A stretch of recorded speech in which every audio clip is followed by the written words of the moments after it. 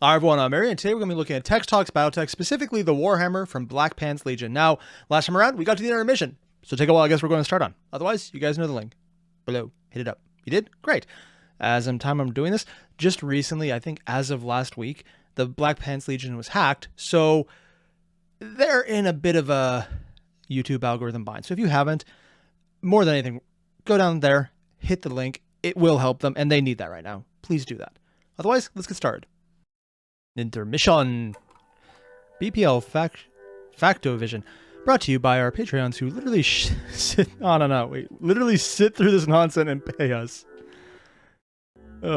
We do this when the videos get... I gotta stop hitting that button. We do this when the video gets really long. It's only about 4 minutes. Go to the bathroom or something. Between last episode and this one, Tex did actually try to rest and do less work. Tex, seriously. Because I remember when people were like, yeah, we literally had to bribe and or threaten Tex to take a vacation that lasted just a handful of days. I think it was 10 days, maybe. It could have been less. And even then, I'm thinking he probably snuck in some work on the mean hand. The guy's work ethic is commendable and also terrifying. Surprised I can do that right now. That went about as well as you expect. He quit his day job and got another? He now works only 12 hours a day, and his off time he is frequently seen shitposting. Like the time he tried to buy Albania's Air Force. What? Okay, down to 12 hours. Okay. Also, at the Al Embassy USA, hey guys, can anyone get in on this? Asking for a friend. 40 Cold War era fighter jets have been put up for auction by the Albanian government with the goal of eventually selling all of its retired fixed-wing fleet to whoever the highest bidder. Of that 40, 11 fighters parked at the old Renasi air base near Tirana are currently open for immediate sale, with opening bids beginning at 1.1 million to 1.9 million licks. Yes, million. And no, that's not actually a lot of money when you do the currency conversion. Overall, it's a grand range of 8,600 to 14,800 USD, according to the Associated Press.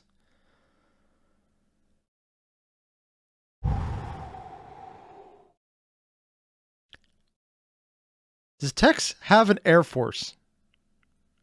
You know, that's one of those questions I didn't think I would have to ask in all seriousness, and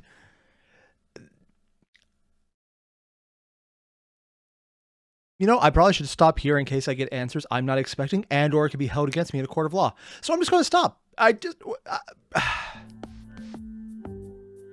We did tell you the Patreon we use for stupid things. You have been warned. Oh my god. So, Albania. Najib avon lutem najimek padashlem. Do you know that KCT, North Korean State Television, has a Twitch channel? I'm serious. Tex has been trolling it. Their moderators are a bit, well, draconian. Oh no. Tex, what did you do? Here's their actual Twitch channel. KC/Eulafa.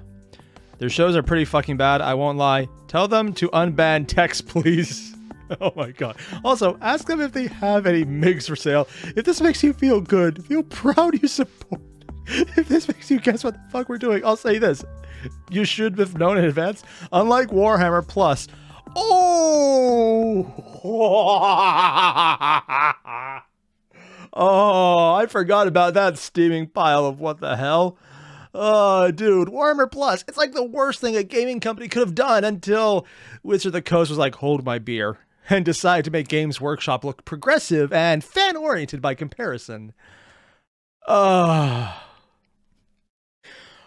Unlike Warhammer Plus, you can watch this with or without paying us a fucking dime. In fact, it took us 11 years to get Tex to accept a single paycheck for his work.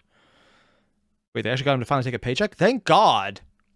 He agreed on the condition he be paid no more than his editors. They agreed. Okay, 1. Nice. 2. Did Tex put his paycheck into buying the Albanian Air Force? I should stop asking this question, because I might get an answer. And I probably can't legally have that answer. Oh my god.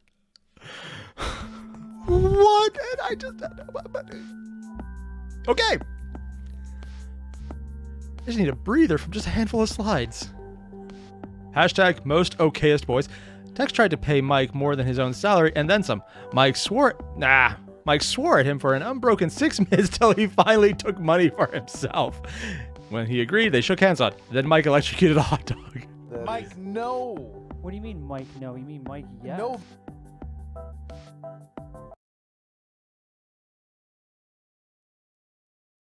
What? No. Mike, no. What do you mean, Mike? No, you mean Mike? Yeah. No.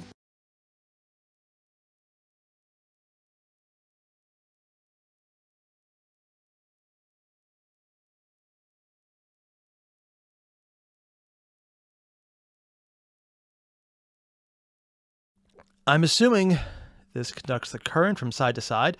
And they're not just doing it with a hot dog. They're doing it to 2 brats and 2 carrots. Touching. I can see the carrots actually being the problem between all of them. You know, I'm just going to say it now. He probably immediately started shouting, "It's alive!" as soon as he stopped doing this. And I'd be very disappointed if they didn't. Yeah. No. The courtesy flush is home to this and many other horrible things.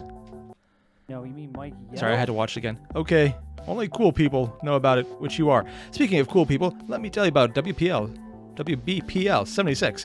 So remember, all those times you ever, over the years where Tex said he wanted a UHF station so he could fight against the bastards? So it turns out a lot of people have that same dream. Is he really talking? No! I'm pretty sure this is his fight against a library that has the same initials, right? WBPL 76 on Twitch. Community run. Quality shitpost. Link below. Say hi to our wonderful... Wait. Oh, God. That's... Oh, yeah. Say hi to Station Manager Diggs. Oh, elevator pitch. We enjoy the BPL podcast. We think you should as well. Thankfully, Thorax is here to help us sell it. If totally free, though. We don't do ads. Didn't know you could turn them Rural off. schools are far different in terms of the way the kids act. Rural a lot dungeoneering? of them are more open the joining tabletop. But Wait, what? The way the kids act. A lot of them are more open the joining tabletop. But a lot of them aren't as... I would say they're not as loyal as those inner city kids will be. I cast magic missile. You fucking grew up playing tabletop in Texas. I grew up playing tabletop in rural Texas, and you don't know shit until you hear an old Texas farmer come down into a root cellar with a ZZ Top beard and overalls. And he's like, "Y'all playing that Dungeon and Dragon?" And we're like, "Yes, sir." And he's like, "Oh, shit, man. Mind if I sit in?" If this is what their podcasts are like, I just need to go and find them because this is hilarious to me. And then he sits down with his spit cup. Yeah. And is sitting there spitting backer. And he's like, "All right, let me tell you this one time, man. I'm going to show you how barbarian throw down. I'm going to show you the strong hand." Oh I was my like, God. you know, that's why I love tabletop. Because you've not heard a barbarian until he descends from, like, the wilderness. And he's like, "Hey, man, guess what? I don't care if there's an orc champion or not. I'm going to bust his ass. And we're going to praise Palor up in here. What? I ain't afraid of no ghosts." All right. I think you have pretty much all you need there, sir. Oh, God. Why? Why is that actually so freaking funny? Like, legitimately. If there's a channel of that, let me know, because I want more of that. It's the same kind of what the hell, this is hilarious vibe I got from TTS back when it was going, and Hunter now that Alpha Boost has moved on to it. But it feels like a lot of the early stuff especially, and just, oh dear God, I just love the storytelling there. You ain't here, Tex, and comes down with a ZZ Top beard, goes, "Y'all playing that Dungeons and Dragons?" Oh, I'm going to quote this to my wife now, and she will have no idea what I'm talking about, and I won't explain a bit of it. So if anyone sees Pretty Guardian in the comments, it's my fault, whatever she's complaining about, and I completely deserve it. In addition to a fairly random act of charity, we managed to meme Knife Fight City into a variable... Wait. Meme Knife Fight City, that's the sentence I just read, into a viable donation platform with some sick-ass shirts. Thanks to everyone who made that possible. It took about 14 seconds to knock off to begin to appear. TFW, when your podcast joke becomes a bootleg relic of a film franchise that isn't real.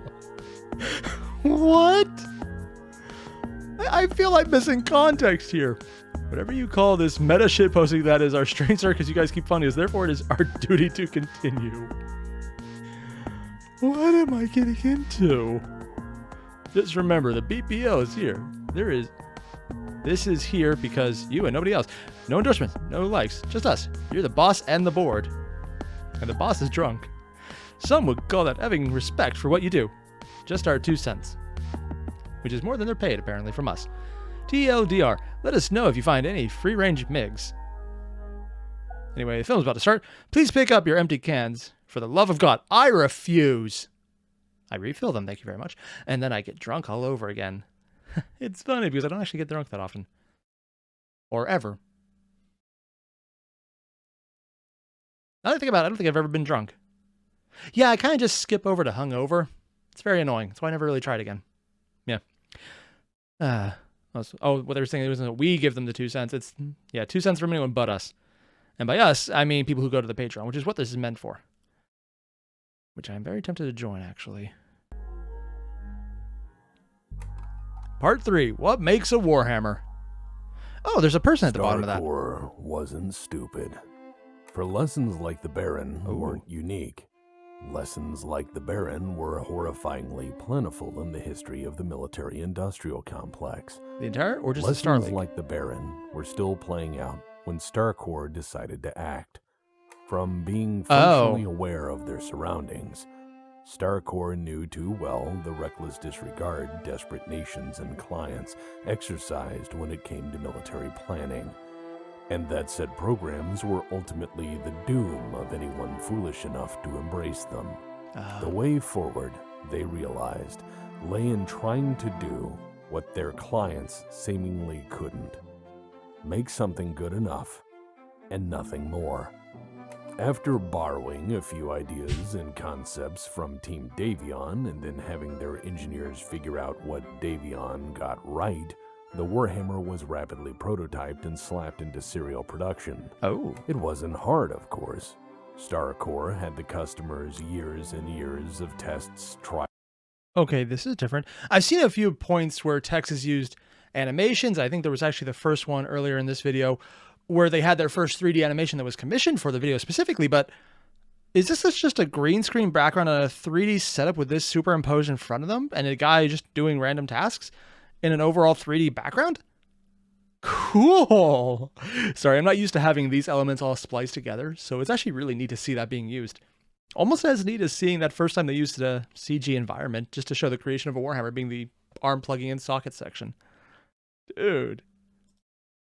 Trials, engineering data, feedback, concern, committee study, and pilot complaints. They then took that acquired data and built something uncomplex, simple, robust, and reliable.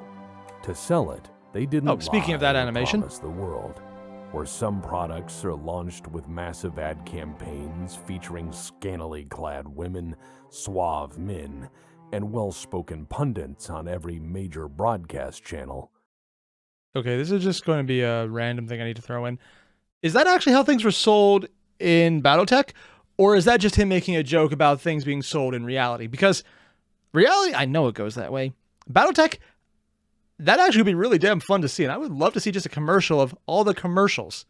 I guess that wouldn't be commercial more. The compilation of all the in-world Battletech commercials they have. It's like, hey, come to probably Canopus, and you can find all the blackjacks and hammerheads you need. I couldn't think of something that started with an H that wasn't a hammerhead. I don't even know what a hammerhead is. I was thinking a hunchback. Details. Yeah, also you can tell why I decided to change what I'm going to say after a blackjack and something else that I won't mention on YouTube. But yeah, if those are actually how things are sold in Battletech, I think we're missing out by not having that part of this lore covered. Also, this factory has gone 42 days without a stack pole incident. A what? I don't even know what that is. It's probably bad. Starcore just didn't bother with any of that. In fact, Max, Mackey's by the dozen, call Frank, Solaris 7, X17628 GM. Now hiring, positions available, part-time and full-time positions. Looking for forklift certified souls. StarCorps had this to say. Not terrified of radiation exposure. Apply directly to GM New Detroit. A radiation leak. Detroit. Some things don't change. On the release of what would be one of the greatest mech designs. Also, don't tell people we have a base there. We built the city and probably the planet. In history.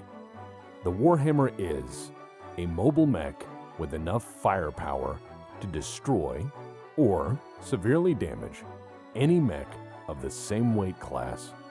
I mean, yeah, even just on tabletop alone or in any of the games, the Warhammer does that. Hell, especially in the games, it shoots well above its weight class. Also, GM autocannons, because fuck that guy in particular. Call today, or don't. I'm not your mom. New mech. New from StarCorps Industries. The Warhammer, a mobile mech with enough firepower to destroy or severely damage any mech of the same weight class or lower available at your local store now. Of course, they're literally reading out exactly what he just said. Or lower. That's it. Every part of that sentence made sense. None of it is contradictory, and none of it is open to vague interpretation. It was supposed to move. No, what'd that last part say? Now seeking... And none of it is open to vague interpretation. Back button. Gotta love it. Now seeking adventurous soul to join tight-knit team. Slocumnet is looking for experienced IT professionals, permanent position. Apply your local HPG network. I don't know. Comnet sounds really familiar. I probably should check with Comstar to see if maybe they have a competitor they don't even realize about. Just going to wait the 5 seconds for people to realize that was a joke, and I don't actually think there's a Comstar competitor that would be advertising like this. Technically, in MechWarrior 5, there is the one your guys are kind of working for, but I have no idea how canon that is. It's in the game, but I don't know how much that carries over, or if it's in anything else yet. It was supposed to move. It was supposed to be a mech. Down Warhammer. And it was supposed to be, above all other things, good enough. That's it. Shiny. You'll notice they didn't use the words revolutionary, groundbreaking, game-changing, future-proof, or next-generation warfighter in that description. That's because it isn't. Instead, it's a product that does what it says on the tin. It is a mech that fights and will probably win against... I know I noticed this earlier, but I didn't say anything, but the music choice in the background right now is really distinct. It has a rough, Holmesy feel to it. Not so much country as almost folk, without the singing aspect. More like a folk background tune that would back up anyone who just started to break out into a tune about their dog on a porch. Like literally something you could hear in the background of anything that would be set in the 1800s to the early 1900s and just go, yeah, that fits. It has that very, this is just good effect, which is kind of fitting to the entire atmosphere. So I really like the choice of audio. It just really need to point out because it just kind of hit me why it fits so well. Because we're not talking about cutting edge or super sophisticated. We're talking about this works. It's just good. Do it. Any other mech its size or smaller because it's not stupidly made. The Warhammer isn't at all sophisticated, for none of its parts are really proprietary, and all of its components are easy to find and replace. That's because the Warhammer isn't designed to be a technological powerhouse. It's not designed to be the killer. And that right there, more than anything else I just said, is why the Warhammer is probably a really good design. You can find parts for it. I can't stress enough how much that changes between, even right now in reality, a car company that has really specific parts. They're kind of hard to get. They don't make that many. And those that break are almost impossible to replace versus a Honda, where you can practically slap almost anything in there and it might not work well, but at this point it might actually work because it is as bog standard as you can get. And you can get parts for it on, admittedly, still more than I would like to pay, but dirt cheap by comparison to some other places where you're asking for an arm, a leg, a second mortgage on your house, and partially part of your soul because the full one is already taken by having bought it in the first place. I'm looking at you, BMW.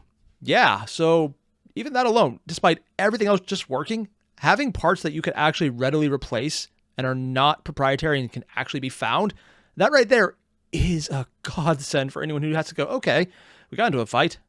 Now we have to scrap the mech because we're never fixing it again. Yeah. Killing machine of killing machines, or be a future force multiplier, or cost 1.6 billion C-bills per gamble. I mean, fuck. It's not even designed to go that fast. But it Machine is gun designed to be good enough. And friends, as it turns out, good enough in war is fucking perfect. Yes. The Warhammer as it rolled out in 2515 was more than adequate on all fronts, and certainly recognized immediately for being an unpretentious, uncomplex, reasonable weapon system that wasn't trying to redefine warfare as we saw it. Mind you, this is an era where mechs were new, and anything, no matter how stupid, was equally valid until proven otherwise. Yeah. This was an era where warships were waning, and newer, vaster fortunes were pouring into mech design. Ooh. Those who would go on to fail were pouring everything into the very best at any Oh, that was pretty. Sorry. I thought, okay, standard image, just kind of stuff, some stuff in the background. And then we had that. I just want to watch that again. The loading sequence where you could see the energy kind of coming out because it's getting brighter. And then, who would go on. Oh, dude. You can even see how they're slowly advancing it, and that's how it carries over, and the rest is just the particle effect. And the actual weight being carried here is the background being blurred while moving it slightly to show that we're the ones shaking by comparison to the rest of the image. It's such a good effect because it gives so much more motion to this than it actually is displaying. The only thing actually moving in the image itself is this moving forward and the particle effect around it. But then the entire frame itself is simulating us moving, so it has motion that is not actually earned, which is a great effect. Also, giant freaking lasers on a giant freaking mech. I'm in my happy place. Go on to fail. We're pouring everything into the very best at any cost in order to buy an edge for the next fight regardless of the consequences. And in an age where everyone was trying to make the best, like a thunderbolt over there? The finest and the most at any cost, StarCorps made the Warhammer to be adequate. In fact, I believe StarCorps was just trying to make something good enough until the next thing came along to replace it. To StarCorps, this wasn't a flagship product. Oh. It was just another product. One of many.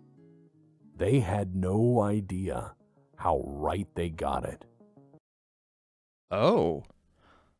Now that's interesting. Does he mean how right they got in that it's just going to be one of many products they had? Or in that by just doing something that's good enough now, it becomes their flagship? I could see this going either way depending on how Tex was talking about. He'll probably explain in a few seconds. But I just like how this specific wording and how he's leading into it is such an evocative sentence because it can mean multiple things. And it could very well mean both because for all I know, there's multiple other mechs they built that are really damn cool. But also, this one just being what turns into their flagship by just sheer good enoughness, which is a weird way to put it, but it makes sense because we just went through all of this. Again, by comparison to the Baron, which was the first half of this, showing us how it's easy to, I think the term is, screw the pooch, which, let's be completely honest, whoever thought of that, that is a really weird phrase, and I'm terrified of whoever thought it was a good one in the first place. Yeah, the more you think about it, the less you want to think about it. But just this, man. It's so cool. Sorry, I'm still geeking out constantly. I realize that. I'm actually trying to keep it down a notch from other times, but I'm failing. I realize that. Just all this stripped down mech stuff. So, yeah. Is this one of their flagships? Does it become one of their flagships, or do they come up with something really damn cool next? Until many centuries later. Oh. At 70 tons, the WHM-6R That's what the first one looked like? is considered to be one of the best balanced weapon systems of its era, if not all time. It had 18 heat sinks. It could keep pace. 70 tons.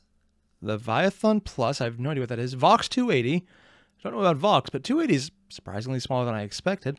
Weapons. 2 PPCs. Made sense. 1 SRM6. Decent. 2 medium lasers. 2 small lasers. 2 machine guns. Honestly, even some of the builds in-game and standard printouts are very similar to this. But it's just a good, nice smattering of all the weapons everywhere, and 2 PPCs are the main weapon choice, and the rest is just the if you get too close, we're going to F you up buttons. Yeah, just a nice, steady amount. Plus 18 heat sinks. Intended use. The other side of you and what army? This being the army. With what was the then standard maneuvering speed, and it was very heavily armed for that era. It had 2 PPCs, an SRM-6, 2 medium lasers. Honestly, if you had this 2 now, small even in lasers, and more because modern times, it would infantry still needs to be work. reminded who's the stompiest. 2 machine guns. Because apparently they didn't hear you the first time. The Warhammer was one of the first mechs to be designed around this crazy idea of driving forward and shooting at the same time to take advantage of both mobility and firepower simultaneously. That sounds normal to us now. Then, well, it was somewhat new. Yeah, I mean, I'm not nearly as much into the franchise as other people because I just got in recently. And even to me, it's like, wait. So previous mechs, the ones that came before this, like the Mackie, and I'm assuming some of the other ones, like the Banshee, of course, although that one firing, they had to stop to fire. Oh, that just sounds weird. Like I'm trying to wrap my head around it. A mech, a mobile platform, not being mobile to do the thing it's supposed to do. At some point, it's literally just a turret that can reorient faster. But I just, oh, wow. I'm just, sorry, this is kind of blowing my mind here. I never even thought that would be a selling point, but yeah, if no one had really made that an issue prior, it wouldn't be an issue. If you had to stop, settle down, and fire, yeah, this would be a game changer to fire on the move. That's not to say the Mackie didn't try to do this, but, well, it's historically rare for your first successful weapon system to last very long past its original intended application. Yeah, plus the Mackie was literally the first. You don't expect that. That rewards second The ones place. after it. War is the sort of thing where there are winners, and there are parking lots. Something to note here. The Warhammer could accurately fire while maneuvering. Wait, parking lots? Okay, I'm just going to ask the dumb question. I don't know what he means about that one. I don't get the expression. If someone could tell me, I'd appreciate it because it's actually bugging me that I don't get winners and parking lots. I don't know. I don't know in the slides. It's actually bugging me. Ooh, Star Corps series, the Warhammer Project demonstration, internal use only. Like this one. More emphasis on the torso section, but still a good use of the arms bulking out and then having the hang down arms. Looks cool. And had weapons that let it engage at nearly every range bracket with reasonable firepower. Oh, we're doing this? Oh, we're actually doing this. We're getting the cutouts that actually fall apart and then reassemble as an actual demonstration mech?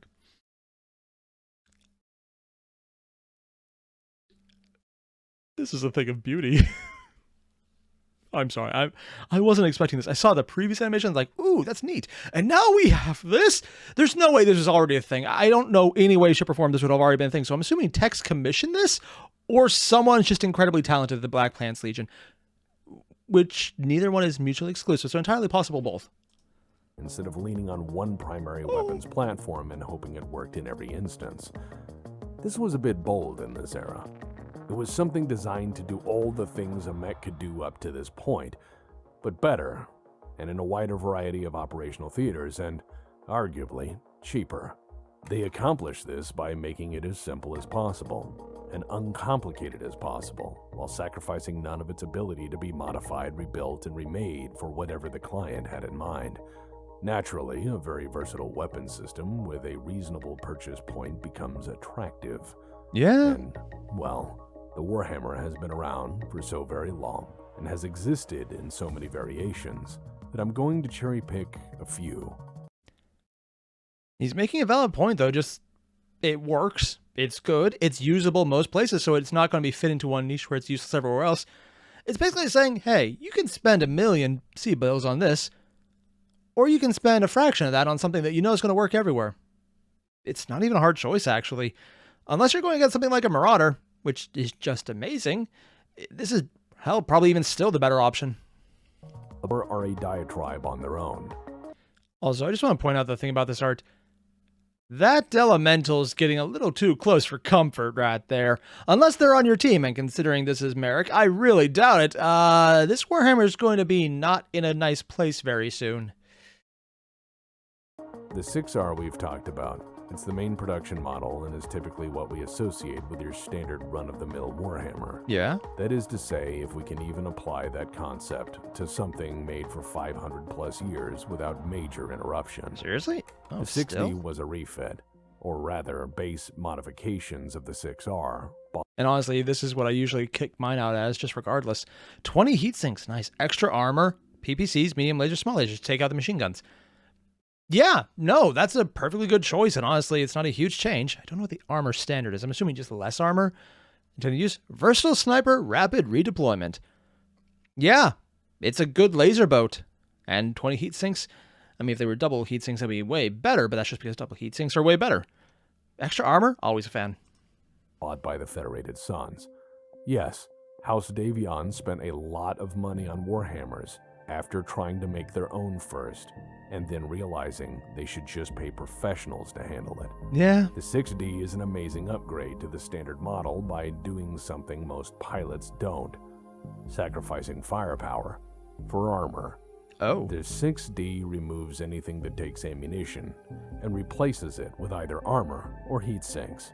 Yeah, I mean, this is going to sound weird, but I've already found that this is something I do a lot in MechWarrior 5. If it requires ammo, unless it's a really amazing gun, I don't, because I've run out of shots too often on missions that were longer than I thought.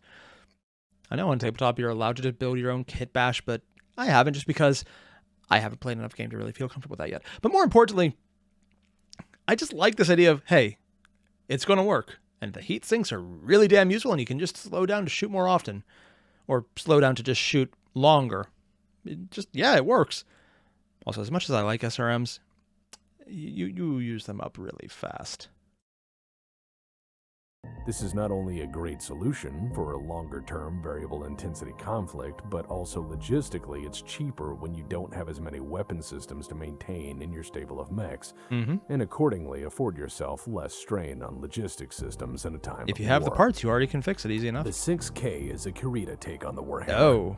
Which means it's half honorable and half weird. They decided to remove the ammunition storage for machine guns and replace it with armor.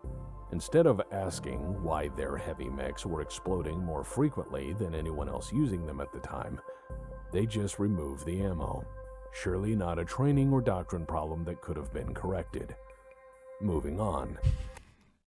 The passive-aggressive nature of that one. You can tell Tex really loves Curry. Just like, hey, it'll be really fun if we didn't fuck up and had our own guys blow up all the time. I do like how the redesign on this one has the head-mounted section well more exposed and looking more like a helmet, as the other ones are way more situated inside. It's such a small little change, but it has more of that Gundam feel, honestly. Which is weird, because down here, it looks well more industrialized than the rest of them. It could just be the aesthetic and the overall darker tones, but just with this angle, the head looks way more pronounced. Capellans being Capellans, though, they made the 6L, which they call the Hot Hammer. And it's both... Seriously? 2 flamers? So we have 2 PPCs, 1 SRM, 2 medium lasers, 2 small lasers, and 2 flamers. 20 heat sinks, not bad. And a double cockpit? Okay. Tend to use police action and mobile hibachi.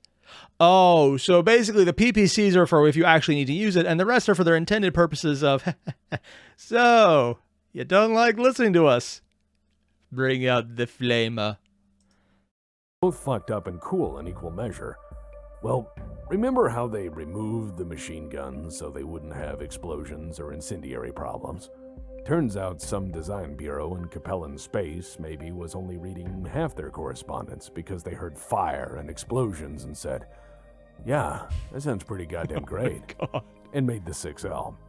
The 6L is called the Hot Hammer because they replaced the machine guns with flamethrowers. They also call it the Hot Hammer because infantry tends not to work as well when it's on fire. Yeah, accurate. It's also strangely a double cockpit Warhammer, which I get in an assault mech or a training mech or in a mech unit that requires both advanced piloting and advanced gunnery skills, but my gut tells me the second seat is for the pilot's own shadow, to ensure he doesn't run off with state property. Oh yeah, because Lao has the issue with backstabbery. Yeah. Yeah, that makes sense. It's not so much so you do it, it's so that you don't act like you're in Lao. Instance, he sees actual freedom and begins to desire it for himself. I still don't know if they ever solve the exploding problem. I'm pretty sure they have fun with it. The SLDF got wind of how great this new toy was and bought them by the shitload. Ooh, what's the SLDF variant? When the Royal Division saw the standard Army Corps with a new toy, they demanded a Royal Division version.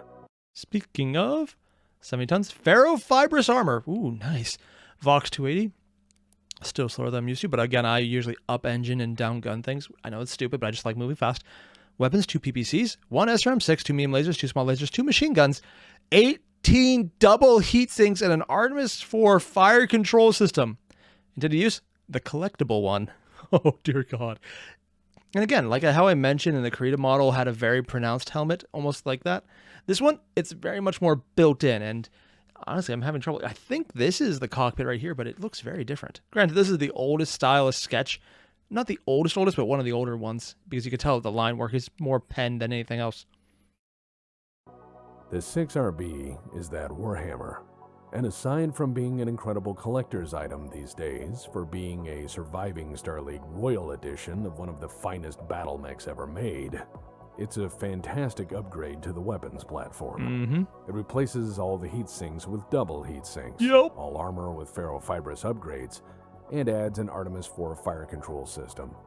It's not a total redesign, but it is still a very sexy upgrade.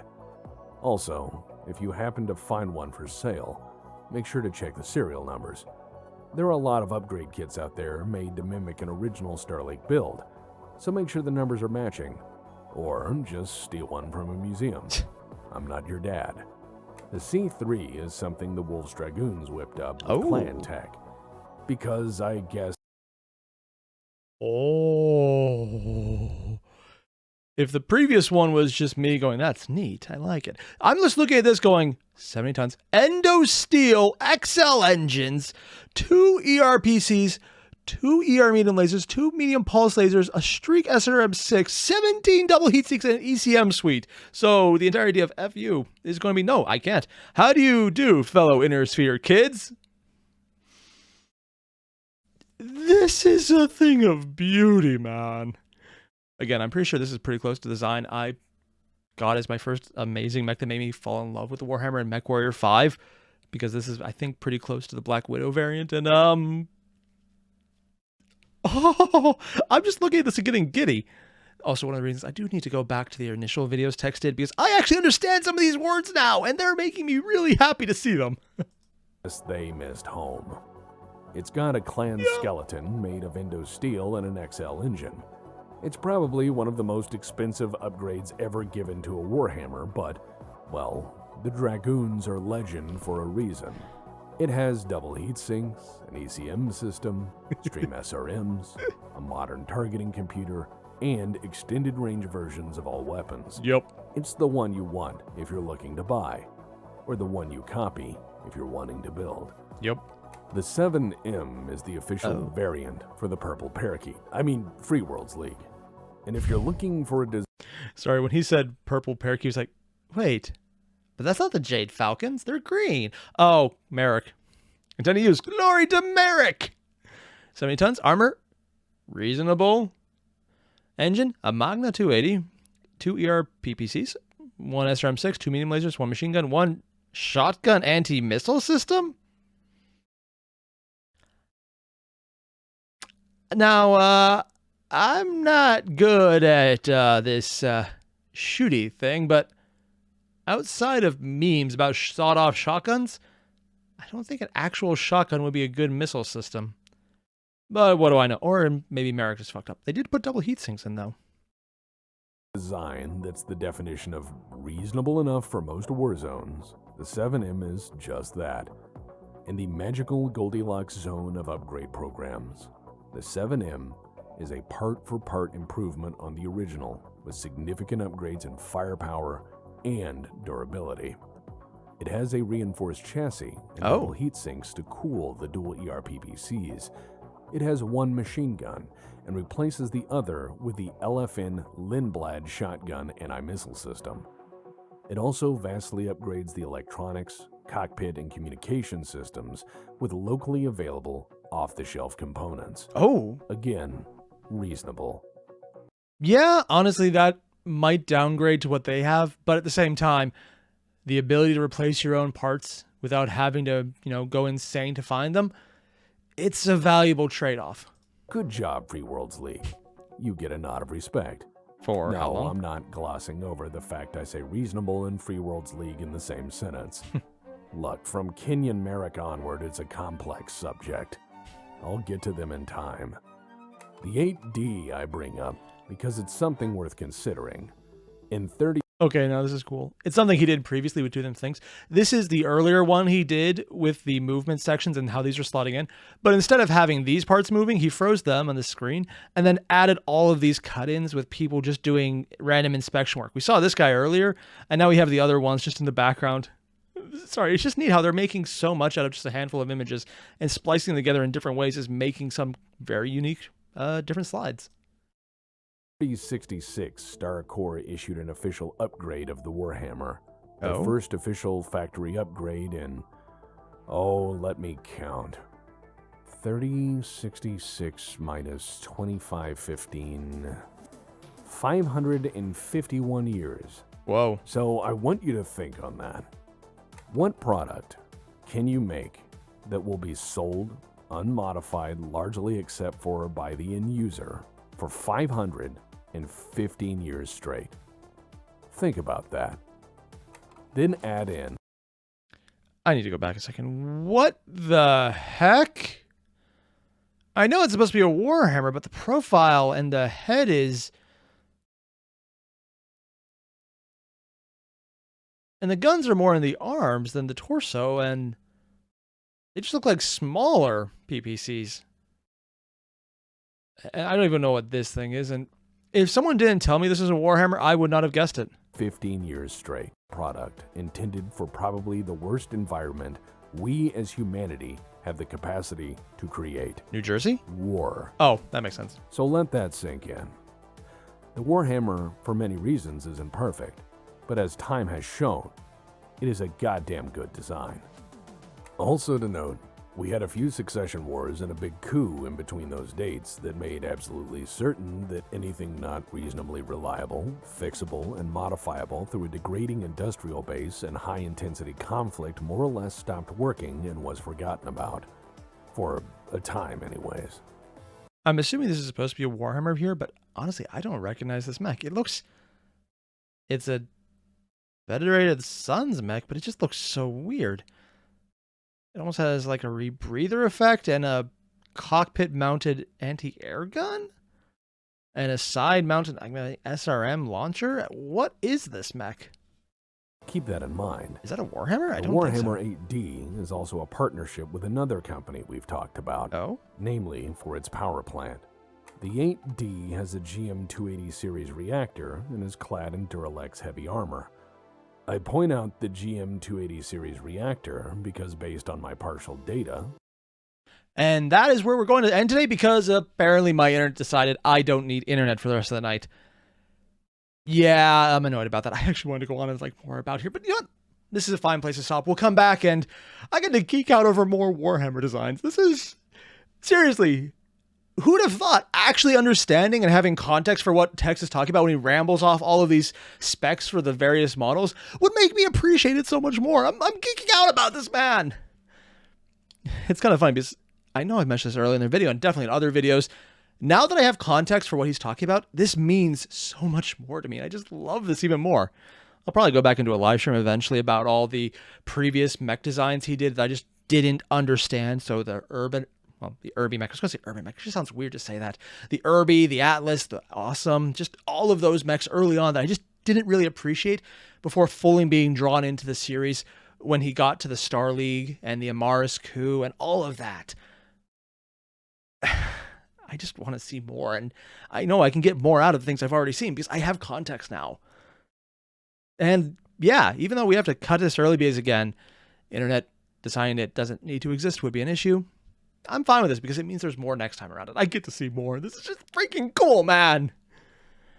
I'm geeking out a lot, and I'm perfectly okay with that. That's why I do this. It's fun. So for everyone else, again, there's a link below. Hit it up. It'll really help Black Pants. Yeah, no, I said right. Back pants. Okay, now I can't. The Black Pants Legion. Oh, there we go. It'll help them up with Google's analytics. So please go down there, hit the link for them, and give them a like, give them a watch, leave a comment. Even if it's just to say, hey, I heard what's up. Here's the thing. Do the thing. Have fun with the thing. And if anyone actually says that, 1, nice. 2, yeah, that's going to be weird. Don't listen to me about what actually to write. That's weird in general because I'm weird. You know what to be warned about. Yeah. So all the same, thanks for watching, everyone. I'll see you guys next week in the next one when we do more Warhammer stuff that's just really freaking cool. Also, that burn about Warhammer Plus was that was nice. That was really nice. Can't wait to see if he did one about D&D would be too late for the Charger. So maybe whatever he does after that one. Ooh, whatever comes after the Charger is gonna be fun too. Sorry, it's just a giant pile of geeking out at this point. I'm okay with this. But again, I'll see you guys later. Adios.